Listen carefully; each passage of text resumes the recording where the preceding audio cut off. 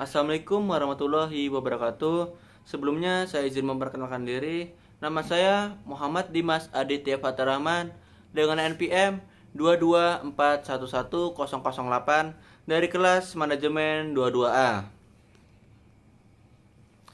Selanjutnya, saya di sini akan membahas materi tentang penarikan sumber daya manusia.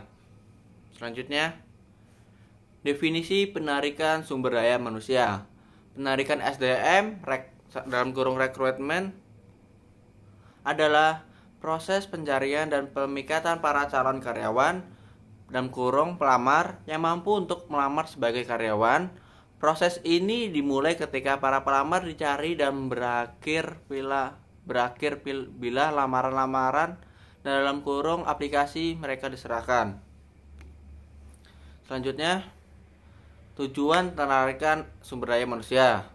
Kegiatan penarikan dilakukan dengan memperhatikan aspek legalitas yang berlaku dalam rangka memperoleh sejumlah tenaga yang diperlukan. Adapun tujuan aktivitas dari penarikan sumber daya manusia terdiri dari yang pertama, memikat pelamar yang melamar kesempatan kerja. Aktivitas ini memikat pelamar yang melamar kesempatan kerja. Ukuran dan karakteristik kelompok pelamar membatasi sampai di mana aktivitas penyusunan pegawai berikutnya mencapai tujuan. Yang kedua, mempengaruhi pelamar menerima tawaran pekerjaan yang mereka terima. Aktivitas penarikan dapat mempengaruhi apakah pelamar menerima tawaran pekerjaan yang mereka terima. Yang ketiga, sebagai sarana pertukaran informasi. Selanjutnya, mengapa penarikan SDM diperlukan oleh perusahaan? Karena sebagai teknik untuk memaksimalkan efisiensi. Tujuan penarikan ini untuk menjaring calon pegawai berkualitas sehingga dapat memenuhi tuntutan organisasi pegawai melalui ujian yang sangat ketat. Sebagai strategi responsivitas politik. Selanjutnya, teknik-teknik penarikan sumber daya manusia. Yang pertama, centralized recruitment teknik dalam kurung rekrutmen yang disentralisasikan. Jika instansi tersebut mempunyai beberapa ribu pekerja dan jika departemen-departemen yang berbeda merekrut sejumlah besar pekerja juru ketik atau teknis bagi tipe kedudukan yang sama. Rekrutmen yang disentralisasikan akan lebih sering dipakai karena lebih efisien biaya. Yang kedua, decentralized recruitment technique. Teknik rekrutmen yang didesentralisasikan. Rekrutmen yang didesentralisasikan terjadi di instansi-instansi yang relatif kecil. Kebutuhan rekrutmen terbatas dan dalam mana setiap instansi memperkerjakan berbagai tipe pekerja. Rekrutmen dengan cara ini selalu dipakai untuk posisi-posisi khas profesional, ilmiah atau administratif bagi suatu instansi tertentu.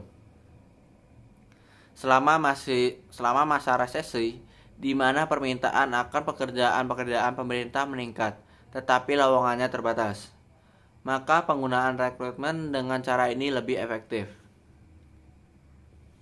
Selanjutnya, metode penarikan sumber daya manusia. Yang pertama, walk-ins. Pelamar atau pencari pekerjaan datang sendiri ke perusahaan dan kemudian mengisi belangko lamaran yang telah disediakan. Lamaran-lamaran ini disimpan dalam satu file sampai ada lowongan pekerjaan atau sampai lamaran dinyatakan tidak valid lagi. Yang kedua, rekomendasi dari karyawan. Para karyawan perusahaan saat ini bisa direkomendasikan pencari pekerjaan kepada Departemen Personalia. Metode ini memiliki beberapa kebaikan khas. Pertama, karyawan yang memberikan rekomendasi berarti telah melakukan penyaringan pendahuluan. Yang kedua, perusahaan memperoleh informasi lengkap dari pemberi rekomendasi tentang pelamar. Ketiga, karyawan akan cenderung merekomendasikan teman-temannya yang memiliki kebiasaan dan sikap yang hampir sama. Dan yang terakhir, pelamar telah mengetahui karakteristik organisasi dari karyawan pemberi rekomendasi.